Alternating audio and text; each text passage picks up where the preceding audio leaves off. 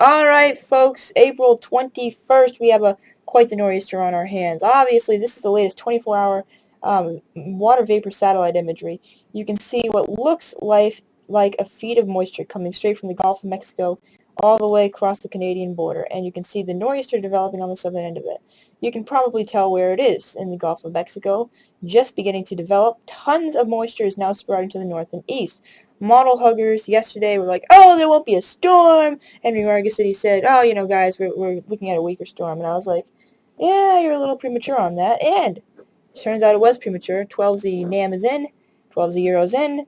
Turns out this storm is still looking like a beast. And what you can really do at this point is just concentrate on satellite imagery so you can see how much moisture it's gathering. And let me give you a hint. No moisture is being left behind.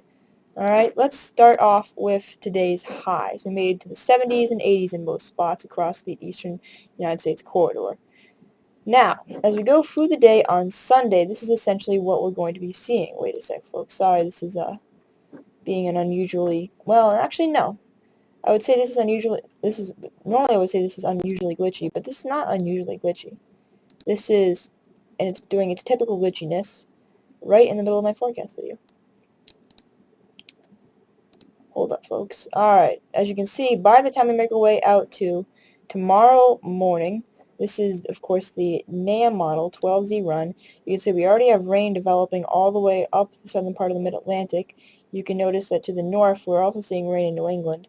A great day to be indoors tomorrow, especially the farther south you go. By the afternoon, our storm is very intense over southern Virginia. There's going to be strong winds greater than 50 and 60 miles an hour in gusts that will hit places like Virginia Beach and Norfolk. Meanwhile, to the west, you're going to see a dry slot develop as well as a wind slot develop. I know that doesn't exist and I don't care because you're going to see an eye of the storm developing. As the storm goes throughout the night, the eye isn't quite there yet. We're going to see 2 to 3 inches of rain per every 6 hours, which is going to be unbelievably very, very heavy rain. By evening hours, it's raining like you would not imagine in southern New England. This is what the map is going to be looking at like by 2 a.m. on Monday. What can you do, folks? This is just part of living in such a beautiful place. Sometimes there's storms that will go off the deep end like this. Now, if you thought Irene was on a 1 to 10 scale of 10, this will probably end up registering an 8.5 for the areas where Irene made landfall in New Jersey. This is going to hit those same areas. There will be power outages, and there will be tons of rain to knock over trees and loosen the soil. It weakens a bit as it goes into New England rain-wise, but wind-wise, we're still strong into Monday afternoon. Now, how strong are these winds going to get? To show you the 850 millibar winds, you can see the gusts, what on the ground will be, based on how strong the winds are at 850 millibars. And they're about, anywhere in the red is about 60 to 80 knots.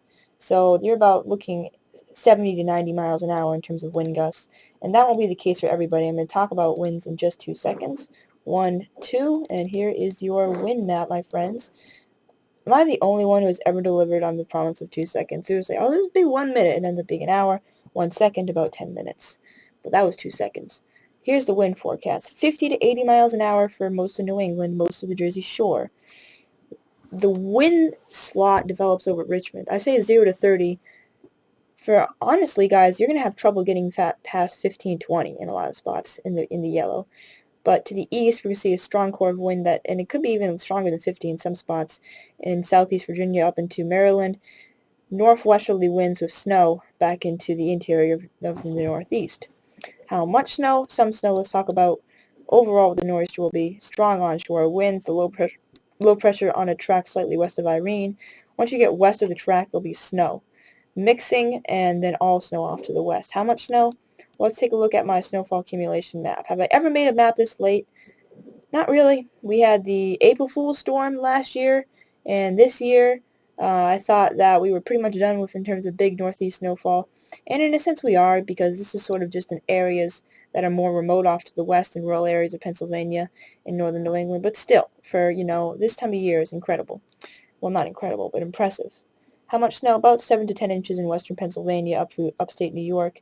Over a foot of snow in northern Maine, southwestern New York state, and sort of about 1 to 7 inches in the mountains, and that's going to be based on elevation. Towards the bottom, only a couple inches. Towards the top, closer to 7. And then towards the north, more than a foot. Okay? So that's essentially how things are going to be working out for this storm.